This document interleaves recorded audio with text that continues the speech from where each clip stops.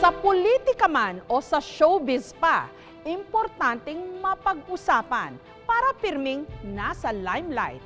Yun nga lang hanggang ngayon, ang urban legends tungkol sa ilang mga personalidad nananatiling kwento-kwento hanggang ngayon. Wala pa ring pruweba. Ang ganda mong taglay ay parang tala. Napataya ang lahat ng bulaklak sa taglay mong alindog. O Nora. Isa sa mga sinubaybayang tambalan noong dekada 60 at 70 na nakagawa lang naman ng makasaysayang 37 mga pelikula. Ang phenomenal love team ni Nora Honor at Tirso Cruz III na mas kilala bilang Guy and Pip. Bakit ka nasasaktan? Alam mo, sabi nila, pagka may pag-ibig daw, may silusan. Nauwi ito noon sa totohanan, kasabay ng pagsilang kuno ng itinuturing nilang anak. Wala itong buhay, pero bumuhay sa nag-aalab na damdamin ng kanilang fans. Ang 3 talampakang ceramic doll na iniregalo mismo ni Pip kay Guy noong December 1969. Si MLT o Maria Leonora Teresa. Kasi si Nora mahilig sa manika, walking talking doll. Yung Leonora kay Nora, yung Teresa kay Tirso. Naging symbol ng ano nila yun eh, ng kanilang pagmamahalan.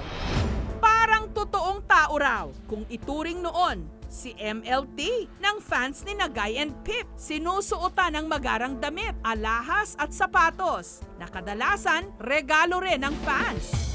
Nagkaroon din ng sariling fans club, comics, magazine, at launching movie. Kanan tayo. Ha? Kanan tayo. Naglalagay ng mga notes si Pip sa ilalim ng damit ni Maria Leonora Teresa. Turing din ni Nora Pip at the time nang sila pa ay talagang hindi manika.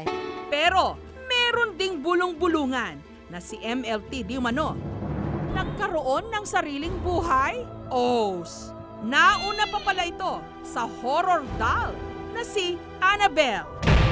Marami kasi ang nakakapansin, si MLT nagbabago-bago raw ng facial expressions. Depende sa estado ng relasyon daw noon ni Guy and Pip. Kapag in good terms daw ang dalawa, nakangiti ang manika. Pero kapag may LQ o lover's quarrel daw sila, sumisimangot din ang kanilang anak-anakan. Ganern? Si Tita Carms, malapit na kaibigan ni Guy and Pip. Katunayan, siya raw mismo ang nagbigay ng pangalang Maria Leonora Teresa sa manika.